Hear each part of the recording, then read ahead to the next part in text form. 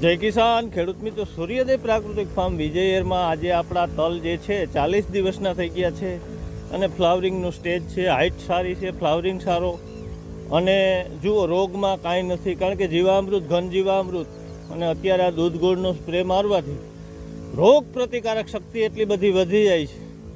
આજુબાજુના તલમાં રોગ છે ત્યારે આપણે કાંઈ નથી.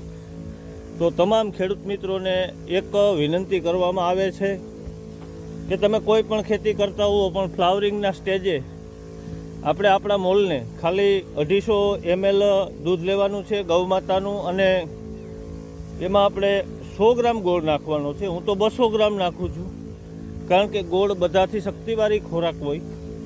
આપણા વડીલો ઊભા ઊભા એક એક માટલું ધૂંબો મારી અને ગોળનું ખાઈ જતા, ત્યારે એની કેપેસિટી હતી 5 મણની.